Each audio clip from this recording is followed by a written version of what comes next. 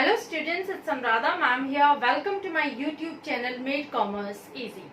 आज हम कंटिन्यू करते हैं कंज्यूमर्स इक्विलिब्रियम के साथ। आज जो टॉपिक हम डिस्कस करेंगे वो है consumer's equilibrium in case of two commodities. देखो, consumer's equilibrium in case of single commodity मैंने आपको लास्ट वीडियो लेक्चर में बहुत ही डिटेल में एक्सप्लेन किया है।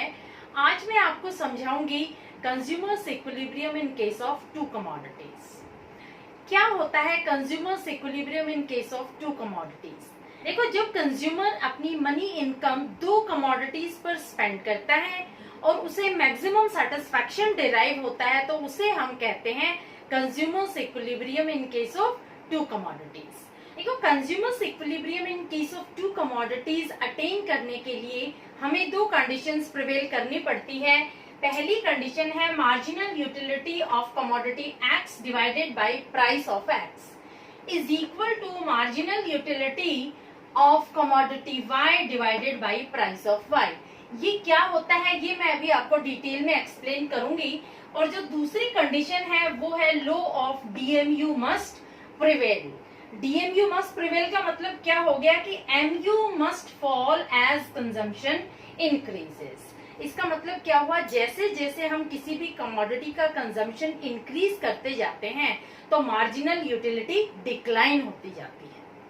ठीक है, अब देखो एक एग्जांपल से समझाती हूँ। सपोज एक कंज्यूमर है, उसके पास मैक्सिमम 5 रुपीज है और दो कमोडिटी वो कंज्यूम करना चाहता है। दोनों ही कमोडिटी की जो प्राइस है वो 1 रुपए पर यूनिट है। तो एक कमोडिटी हम लेते हैं, सपोज मैंगो, उसको हमने लिखा है एक्स, और दूसरी कमोडिटी हम लेते हैं बनाना, उसे हमने लिखा है वाई। दोनों के ही जो प्राइस है वो है ₹1 पर यूनिट, यानी एक मैंगो भी 1 रुपए का आता है और एक बनाना भी 1 रुपए का आता है। अब देखो, कंज्यूमर के पास सिर्फ 5 रुपए है, या तो वो 5 रुपए से 5 मैंगो परचेज कर सकता है या फिर 5 बनाना परचेज कर सकता है। लेकिन वो चाहता है कि दोनों ही कमोडिटी परचेज करे। कैसे वो डिसाइड करेगा कि कितने मैंगो परचेज करे और कितने बनाना परचेज करे? तो देखो, हम देखते हैं, सपोज जब वो पहली यूनिट कंज्यूम करता है तो उसे मार्जिनल यूटिलिटी मिलती है इक्वल टू 20 यूटिल्स। जैसे ही वो दूसरा कंज्यूम करता है तो उसकी यूटिलिटी डिक्रीज हो जाती है, इज इक्वल टू 16 यूटिल्स। तीसरे मैंगो के कंजम्पशन पर उसको जो यूटिलिटी डिराइव होती है वो होती है 12 यूटिल्स। फोर्थ यूनिट के कंजम्पशन पर उसे यूटिलिटी मिलती है इक्वल टू 8 यूटिल्स, और जब वो 5th unit of mango consume करता है तो उसको यूटिलिटी मिलती है इक्वल टू 4 यूटिल्स। जो यूटिल्स हमने लिए हैं ये इमेजिनरी वैल्यू ली है, आप कोई भी वैल्यू ले सकते हैं। अब देखो, इसी तरह से सपोज अगर वो फर्स्ट बनाना कंज्यूम करता है तो उसे यूटिलिटी मिलती है इक्वल टू 15 यूटिल्स। दूसरे बनाना पर उसको यूटिलिटी मिलती है इक्वल टू 12 यूटिल्स। तीसरा बनाना जब कंज्यूम करता है तो उसे यूटिलिटी मिलती है इक्वल टू 9 यूटिल्स। चौथे बनाना के कंजम्पशन पर उसे मिलती है यूटिलिटी इक्वल टू 6 यूटिल्स, और जब वो पांचवा बनाना कंज्यूम करता है तो उसको यूटिलिटी मिलती है इक्वल टू 3 यूटिल्स। तो ये जो वैल्यू मैंने ली है यूटिल्स की, ये इमेजिनरी वैल्यू है। आप अपनी मर्जी से जो वैल्यू चाहे वो ले सकते हैं।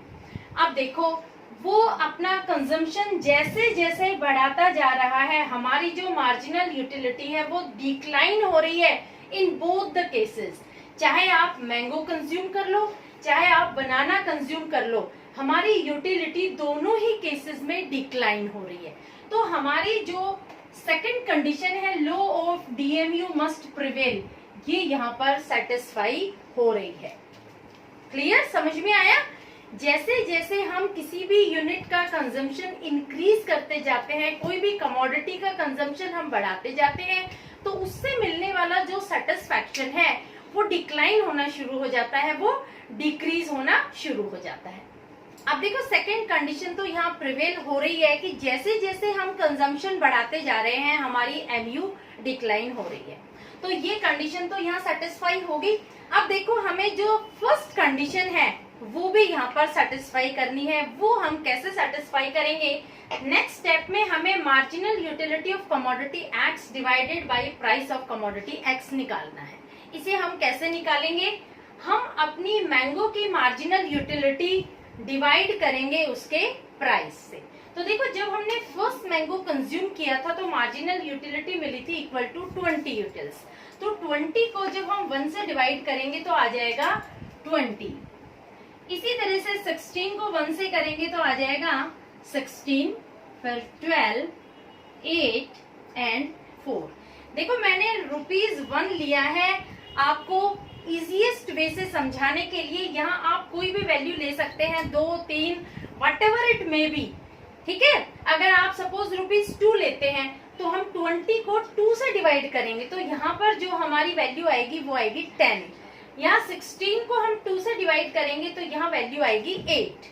क्लियर? अब देखो, इसी तरह से हम जो सेकंड कमोडिटी है बनाना, उसकी भी वैल्यू निकाल सकते हैं।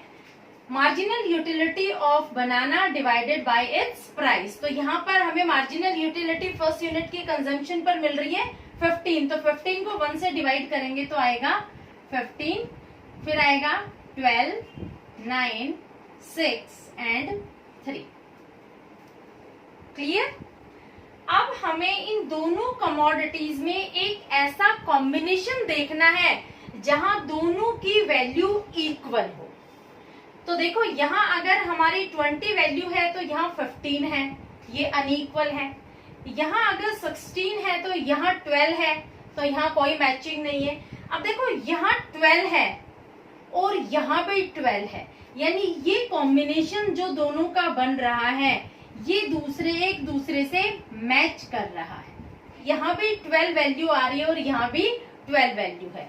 इसका मतलब क्या हुआ कि जब हम 3 मैंगो परचेज करते हैं और 2 बनाना परचेज करते हैं तो हमारा पॉइंट ऑफ इक्विलिब्रियम आ जाता है इन केस ऑफ 2 कमोडिटीज। जो हमारी ये फर्स्ट कंडीशन है कि when marginal utility of x divided by price of x is equal to marginal utility of y divided by price of y, दोनों एक दूसरे के इक्वल हो, तो यहाँ ये दोनों एक दूसरे के इक्वल हैं। तो हमारा जो इक्विलिब्रियम है वो कहाँ आएगा? 3 मैंगो प्लस 2 बनाना।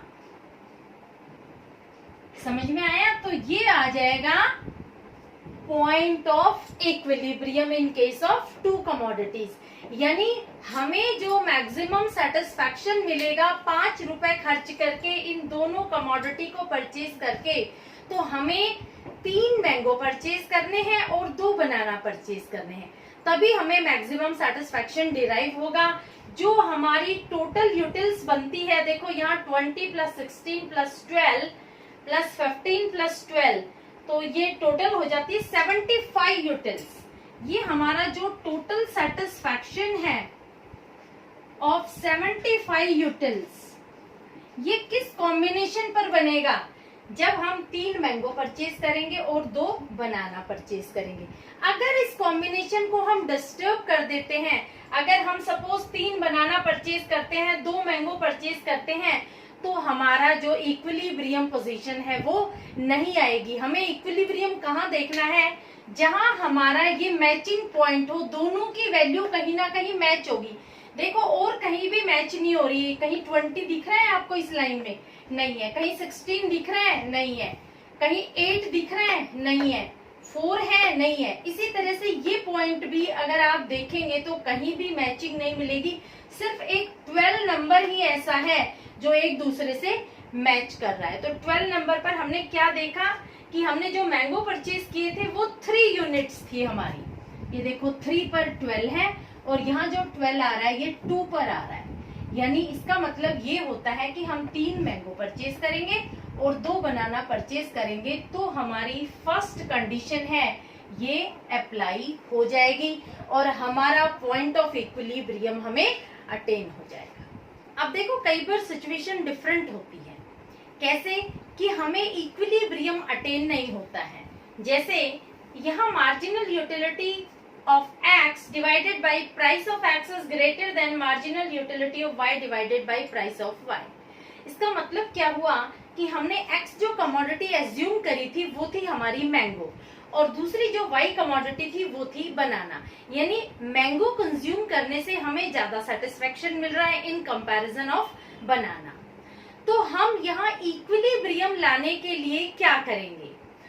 हम सबसे पहले increase the consumption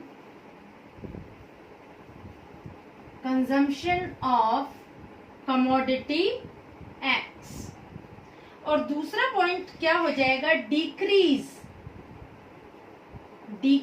the consumption of commodity Y. देखो, इक्विलिब्रियम पोजीशन अटेन करने के लिए हमें या तो इंक्रीज करना पड़ेगा कंजम्पशन ऑफ कमोडिटी एक्स, या हमें डिक्रीज करना पड़ेगा consumption of commodity Y to reach at the point of equilibrium. ये कैसे होगा? ये आपको एक एग्जांपल से मैं समझाती हूँ। सपोज हमारे पास जो मैंगो है वो हमें जो मार्जिनल यूटिलिटी प्रोवाइड कर रहा है वो है इक्वल टू 10 यूटिल्स, ठीक है, और उसका जो प्राइस है वो है ₹1। क्लियर? अच्छा, इधर जो हमारी मार्जिनल यूटिलिटी है वाई की यानी बनाना की वो है इक्वल टू 5 यूटिल्स, और उसका जो प्राइस है वो है ₹1। मैंने दोनों का 1 ही रखा है प्राइस।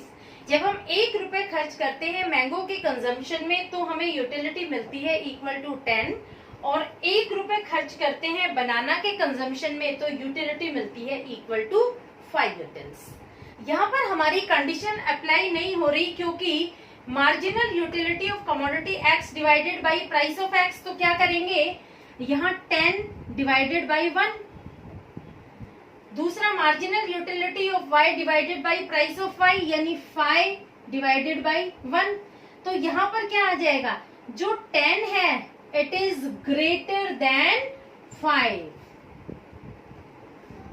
यहाँ 10 यूटिल सेटिस्फैक्शन मिल रहा है, यहाँ सिर्फ 5 यूटिल्स मिल रहा है, तो ये यहाँ इक्विलिब्रियम पोजीशन नहीं है।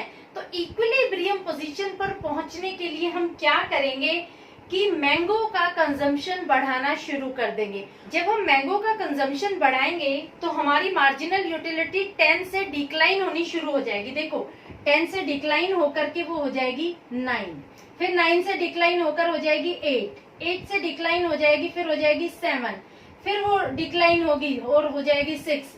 जैसे जैसे हम मैंगो का कंजम्पशन बढ़ाते जाएंगे तो हमारी यूटिलिटी गिरती जाएगी, और जब वो 5 पर पहुंच जाएगी तो हम क्या करेंगे? उसका कंजम्पशन स्टॉप कर देंगे। क्यों स्टॉप कर देंगे? क्योंकि यहाँ इक्विलिब्रियम पोजीशन आ जाती है। ये जो हमारा पॉइंट है ये दोनों एक दूसरे के बराबर हो जाते हैं। यहाँ भी 5 यूटिल्स है और यहाँ भी 5 यूटिल्स है, तो ये हमारी इक्विलिब्रियम की पोजीशन आ जाती है। क्लियर? अब देखो, अगर हम मैंगो का कंजम्पशन इंक्रीज नहीं करते हैं, इसके बजाय हम बनाना का कंजम्पशन डिक्रीज करना शुरू कर देते हैं, तो क्या होगा? हमारी एमयू इंक्रीज होना शुरू हो जाएगी। हमारी 5 यूटिल्स से हो जाएगी 6 यूटिल्स, फिर हमारी हो जाएगी 7 यूटिल्स, मार्जिनल यूटिलिटी है वो हो जाएगी 9 यूटिल्स, और जैसे ही वो 10 यूटिल्स पर पहुंचेगी तो हम उसका कंजम्पशन यहाँ रोक देंगे। क्यों रोक देंगे? क्योंकि ये इक्वल हो जाएगी टू मैंगो। तो यहाँ हो जाएगा 10 equal to 10 and this is the point of equilibrium. समझ में आया? यानी अगर मार्जिनल यूटिलिटी हमें इक्वल करनी है ऑफ बोथ द कमोडिटीज तो हमें कंजम्पशन तब तक उसका डिक्रीज करना पड़ेगा जब तक कि वो मैंगो की मार्जिनल यूटिलिटी तक ना पहुंच जाए। क्लियर? इक्विलिब्रियम पोजीशन अटेन करने के लिए हमें ये हमारी कंडीशन सेटिस्फाई करनी होगी कि marginal utility of X divided by price of X equal to marginal utility of Y divided by price of Y. ये कंडीशन अटेन होते ही हमारा पॉइंट ऑफ इक्विलिब्रियम आ जाता है।